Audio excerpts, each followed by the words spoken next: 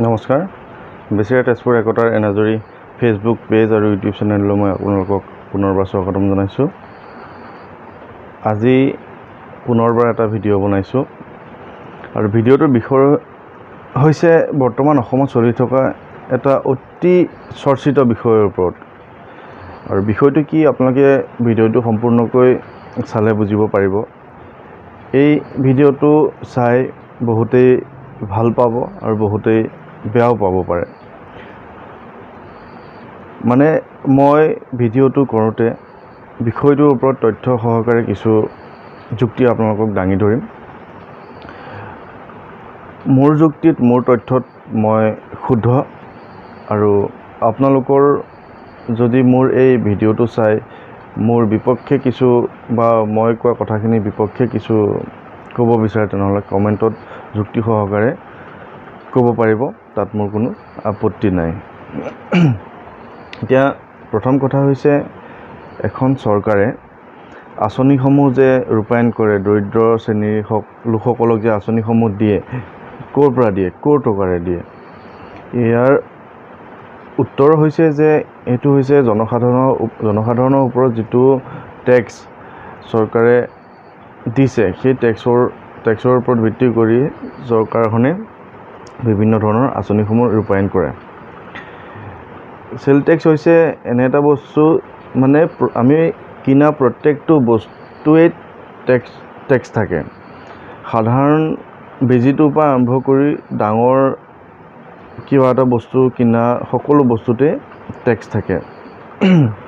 এতিয়া মই আপোনালোকক টেক্সটো কেনেধৰণৰ মোৰ মানে অকণমান আইডিয়া আছে কাৰণে মই জনাব বিচাৰিম। ধৰি লওক আপুনি এক পেকেট বিস্কুট কিনিছে, মই বস্তুখিনি লৈ আহিছোঁ। এইটো এটা 20 টকীয়া দামৰ বিস্কুট। ইয়াতে চৰকাৰে GST ধৰি থৈছে 18%, মানে 18% টেক্স। 100 টকাত 18 টকা এই বিস্কুটটো কিনিলে চৰকাৰৰ ঘৰলৈ যায়। এই 20 টকা দামী বিস্কুটটোত 18% 3 টকা 60 পইচা। 3 টকা 60 পইচাৰে 1 টকা 80 পইচা আপোনাৰ CGST মানে চেণ্ট্ৰেল GST লৈ যাব আৰু 1 টকা 60 পইচা আপোনাৰ ষ্টেট GST মানে অসম চৰকাৰৰ হাতত থাকিব। এনেধৰণে এই পইচা 1 পইচা 2 পইচাকৈ যেনে টেক্সবোৰ উঠাই চৰকাৰৰ ৰাজকোষত জমা হয় আৰু চৰকাৰে তেনেধৰণে বিভিন্ন ধৰণৰ ৰাস্তা পথ বনোৱা হওক বা বিভিন্ন ধৰণৰ চৰকাৰী আঁচনিসমূহ ৰূপায়ণ কৰে। ঠিক তেনেদৰে আপুনি যদি 1 পেকেট লেজো খাইছে, আপোনালোকে বহুতেই ভাল পায় লেজ খায়, এই লেজ পেকেটতো কিন্তু 12% টেক্স আছে। 5 টকাৰ 12% হৈছে 60 পইচা, তাৰে 30 পইচা চেণ্ট্ৰেল GSTত চেণ্ট্ৰেল গভৰ্ণমেণ্টলৈ যায় আৰু তাৰে 30 পইচা অসম চৰকাৰৰ তাত থাকে।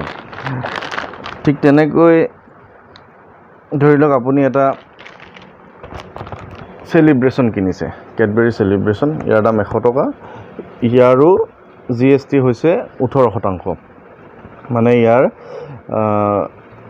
যদি আপুনি 100 টকাত আমি চেলিব্ৰেশ্যন এটা কিনে, সেইটো 18 টকা চৰকাৰৰ ঘৰলৈ যাব, তাৰে 9 টকা ষ্টেটে পাব আৰু 9 টকা চেণ্ট্ৰেলে পাব। তেনেধৰণে টেক্সটো নিৰূপণ কৰা হয়।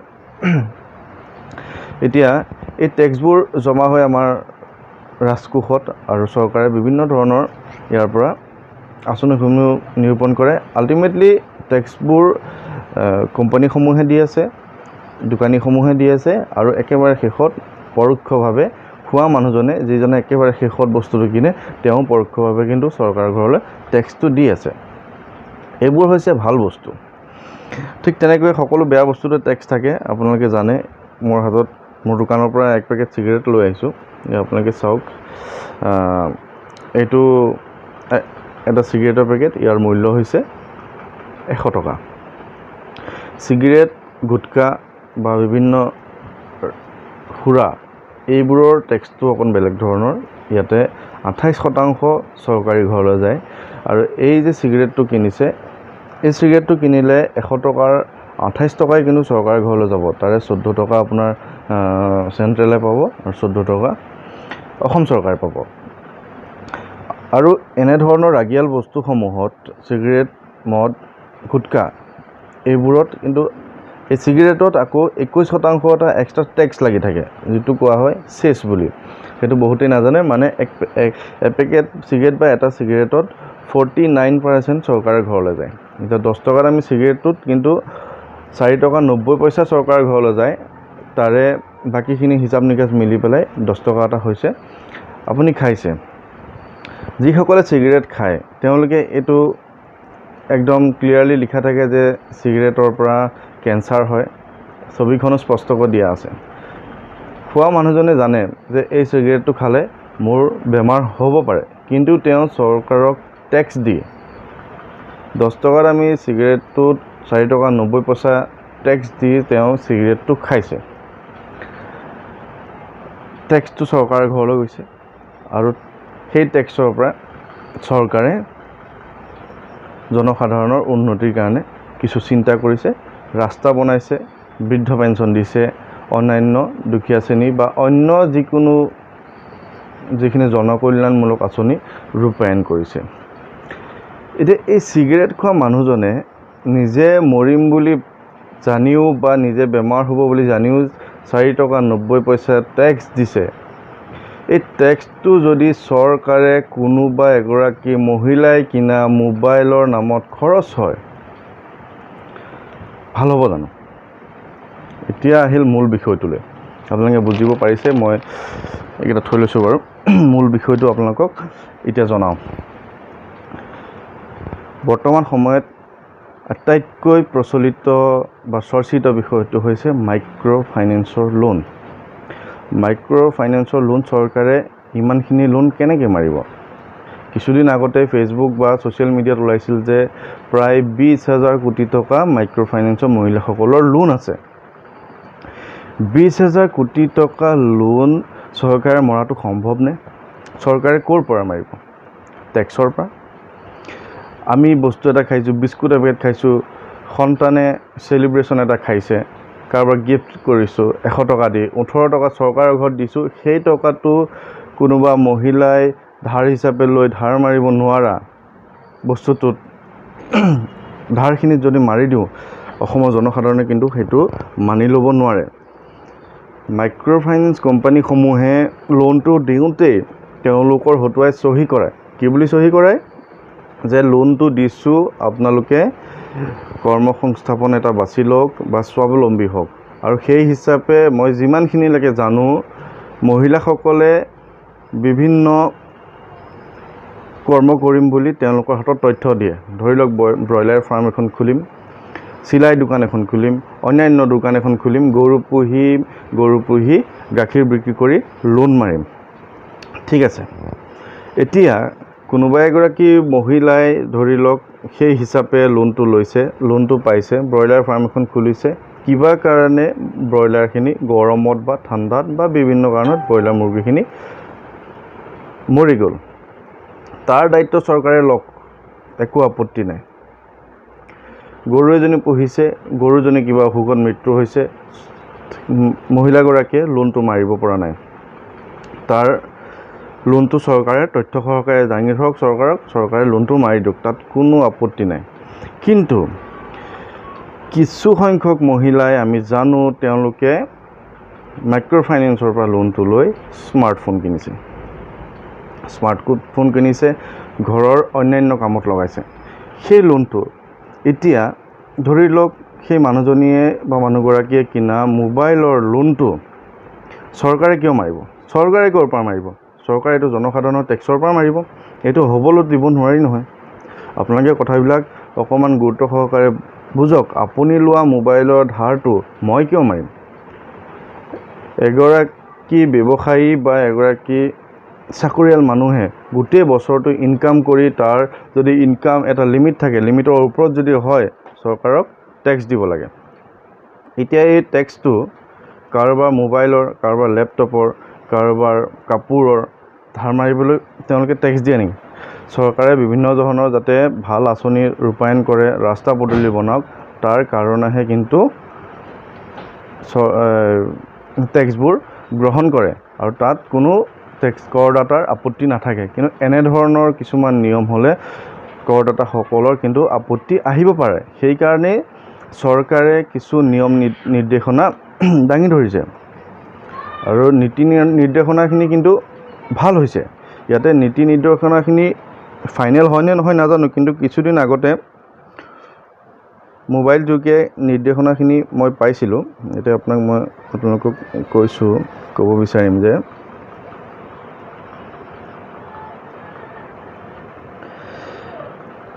(2020) চনৰ 31 ডিচেম্বৰ পাছত লোৱা লোন মাফ নহয়। মানে যিসকল মহিলাই 2020 চনৰ 31 ডিচেম্বৰ পিছত মানে 2021 চনত লোন লৈছিলে, তেওঁলোকৰ নতুন লোনটো চৰকাৰে মাফ কৰিব নোৱাৰে। তাৰপিছত কৈছে যে 2020 চনৰ 31 ডিচেম্বৰ আগত যদি কোনো মহিলা NPA হৈ পৰিছে, NPA মানে হৈছে নন অপাৰেটিং একাউণ্ট নে কিবা এটা, মানে কোনোবাই যদি তেওঁৰ লোন লৈ পেলাই 90 দিনতকৈ ওপৰত লোনটো মাৰিব নোৱাৰে, সেইটো NPA লৈ গুচি যায়। তেনেধৰণৰ লোন চৰকাৰে মাফ নকৰে, কাৰণ আপুনি আগৰ পৰাই লোনটো দিয়া নাই। তো চৰকাৰে কেনেকৈ সেই লোনটো আগৰ পৰা আৰু বৰ্তমান থাকি যোৱা লোনখিনি দিব, সেইটো নোৱাৰে। পৰিয়ালৰ বছৰেকীয়া উপাৰ্জন যদি 1 লাখতকৈ অধিক হয়, সেইটো ঋণ মাফ নহয়। আপোনাৰ পৰিয়ালত যদি কিবা কাৰণে 1 লাখ টকাতকৈ ওপৰত উপাৰ্জন কৰা লোক আছে, সেইটো চৰকাৰে কোনো কাৰণে দিব নোৱাৰে। ঋণ লোৱা পৰিয়ালৰ যদি কোনোবাই ইনকাম টেক্স পে' কৰে, সেই ঋণো মাফ নহয়। আপুনি চৰকাৰক টেক্সো দিছে, মানে আপোনাৰ উপাৰ্জন 5 লাখতকৈ ওপৰত, কিন্তু তেনে এখন ঘৰৰ মহিলাই যদি কিবা কাৰণে মাইক্ৰ' ফাইনেন্সৰ পৰা লোনটো লৈছে, সেই লোনটো চৰকাৰে মাফ কৰিব নোৱাৰে বা যুক্তিও নাই তাত কোনো মাফ কৰাৰ। আৰু 4 চকীয়া থকা বাহন থকা ঋণ মাফ নহয়। এইটোতো আৰু হ'বই নোৱাৰে যে কাৰোবাৰ ঘৰত যদি এখন 4 চকীয়া বাহন আছে, তেওঁ মাইক্ৰ' ফাইনেন্সৰ পৰা লোন লৈছে, সেই ঋণটো চৰকাৰে কিয় মাফ কৰিব? ইয়াতো কোনো যুক্তি নাই। এতিয়া আৰু এটা কথা, এগৰাকী মহিলাই 2-3টা মাইক্ৰ' ফাইনেন্স কোম্পানীৰ পৰা লোন লয়। মাইক্ৰ' ফাইনেন্স কোম্পানীসমূহে তেওঁলোকক কিয় দিয়ে সেইটো চাওক আপুনি। 1 নম্বৰ কথা, প্ৰথম লোনটো লৈ মহিলাগৰাকীয়ে ধুনীয়াকৈ লোনটো মাৰিছে, লোনটো মাৰি আছে কাৰণে দ্বিতীয় এটা কোম্পানীয়ে তেওঁক লোনটো দিছে, যাতে সেই লোনটো তেওঁ মাৰে আৰু তেওঁৰ ৰেকৰ্ডটো ভাল। এতিয়া চৰকাৰে যেতিয়া কৈ দিলে যে মাইক্ৰ' ফাইনেন্সৰ লোন মাফ হ'ব, আপুনি কেনেকৈ দিব নোৱাৰা হৈ গ'ল? আপুনিতো আগতে দি আছিল, যাৰ বাবে আপুনি 2টাৰ পৰা 3টা লোন পাই আছে, এতিয়া আপুনি দিব নোৱাৰা হৈ গ'ল। চৰকাৰে আপোনাক কেনেকৈ দিব? আপোনাৰ যদি যিমানখিনি জানো, প্ৰথমতে কোম্পানীবোৰে 20,000 দিয়ে, 40,000 দিয়ে, 1 লাখ দিয়ে, তাৰপিছত বেছিকৈ দি থাকে। তে গোটেইবোৰ লোন চৰকাৰে মৰাটো জানো সম্ভৱ? কোনো কাৰণে এইটো সম্ভৱ নহয়। মই ব্যক্তিগতভাৱে এই কথাটো কোনো কাৰণে সমৰ্থন নকৰোঁ, আৰু বহুতো লোকে সমৰ্থন নকৰে আৰু কিছুমান লোকে সমৰ্থন কৰে। কি কাৰণে সমৰ্থন কৰে সেইখিনি যুক্তি সহকাৰে আপোনালোকে মোৰ এই কমেণ্টত বুজাই দিলে ভাল হয়। চৰকাৰে এটা কথা কৈছিলে যে চৰকাৰে মাইক্ৰ' ফাইনেন্সৰ লোনসমূহ মাফ কৰিব, কিন্তু তেতিয়া কোনো ধৰণৰ গাইডলাইন চৰকাৰে দিয়া নাছিলে। আৰু আপোনালোকেও জানিব লাগিছিল যে একেবাৰে ইমান 20,000 কোটি টকা লোন মাফ হোৱাটো সম্ভৱ নহয়। চৰকাৰে কিবা নহয় কিবা এটা কিন্তু নিয়ম উলিয়াবই। গতিকে আপোনালোকৰ থাকি যোৱা লোনসমূহ মাৰি থাকিব লাগিছিল। মাৰি থকাহেঁতেন 3 মাহতকৈ ওপৰ যদি নহ'লহেঁতেন, NPA যদি নহ'লহেঁতেন, চৰকাৰে কিন্তু আপোনালোকৰ লোনটো মাফ কৰিলেহেঁতেন। এতিয়া কালি ফেচবুকতে পালোঁ নেকি, এগৰাকী মহিলাই মানে কৈছে যে কনকলতা হৈ বুকু পাতি দিম হেৰি কৰিবৰ কাৰণে, গুলিয়াবৰ কাৰণে। এইটো কেনেধৰণৰ কথা? আপোনালোকে নিজেই কওক। এগৰাকী মহিলাই মাইক্ৰ' ফাইনেন্সৰ পৰা লোন লৈ মাৰিব পৰা নাই, সেইটো আকৌ তেওঁ আমাৰ জাতীয় শ্বহীদ বীৰ কনকলতাৰ লগত যদি তুলনা কৰে, এইটো কিবা এটা মানে ব্যংগ টাইপ হৈ গৈছে, মানে জমনি হাঁহি উঠা টাইপ হৈ গৈছে। তো এনেকুৱাবিলাক নকৰিব। আৰু চৰকাৰকো অনুৰোধ আছে, কিবা আঁচনিবিলাক যদি ৰূপায়ণ কৰিবলৈ মন আছে, আপোনালোকে দিবলৈ ইচ্ছা আছে, অকল নিৰ্বাচন কেন্দ্ৰিক নহয়, কথাবোৰ আগতেই বুজাই দিব। নহ'লে আমাৰ মহিলাসকলে ভাবি আছিলে গোটেইখিনি লোন মাফ কৰিব। আৰু এই ক্ষেত্ৰত কিন্তু কোম্পানীসমূহৰ প্ৰধান ভুল আছে। ভুল ক'ত আছে? কোম্পানীসমূহক যে তেওঁলোকে কয় যে মই ব্ৰইলাৰ ফাৰ্ম এখন খুলিম, চিলাই দোকান এখন খুলিম, গৰু পুহিম, সঁচাকেই মহিলাসকলে কৰ্মসংস্থাপন লৈছে নে নাই সেই কথাটো কিন্তু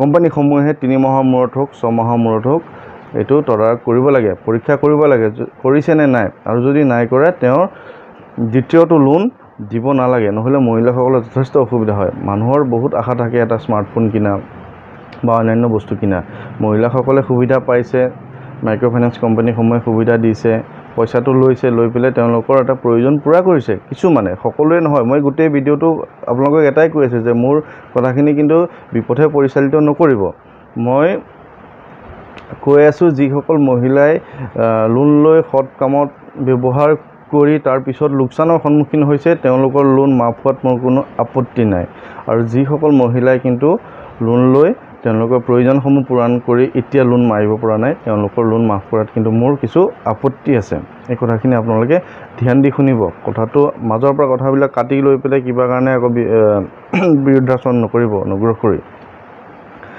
সেইকাৰণে কোম্পানীসমূহৰো ভুল আছে তেওঁলোকে চাব লাগিছিল মহিলাসকলে সঁচাকৈ তেওঁলোকৰ ব্যৱসায়ত টকাসমূহ ব্যৱসায়ত লগাইছে নে নাই যদি নাই লগোৱা হেতু এটা মানে গোট থাকেতো 10 জনীয়া গোট থাকে সেই গোটসমূহৰ লগত আলোচনা কৰি তেওঁক দ্বিতীয়টো যাতে লোন দিব নোৱাৰি সেই ব্যৱস্থা কৰিব লাগিছিল এতিয়া লোনবোৰ বাঢ়ি গৈ আছে কথাটো বেয়া হৈছে তেওঁলোকে মাৰিব পৰা নাই চৰকাৰৰ গাত দুখ জাপিছে এইটো হ'ব আচলতে নালাগে বিশেষ একো নকওঁ মোৰ কথাখিনি মোৰ যুক্তিখিনি মই দাঙি ধৰিলোঁ আৰু আপোনালোকৰ যদি মোৰ বিৰুদ্ধে কিবা আছে আপোনালোকে যুক্তি দাঙি ধৰক মোৰ একো আপত্তি নাই আৰু পাৰিলে মোৰ কথাখিনি বেলেগ সাইডলৈ নিবলৈ চেষ্টা নকৰিব মোৰ কথাখিনি ভালদৰে বুজক মই কি ক'ব বিচাৰিছো আৰু অন্য একো নকওঁ কথাখিনি ভালদৰে বুজি তাৰ মূল্যাঙ্কন কৰিলে ভাল হ'ব ধন্যবাদ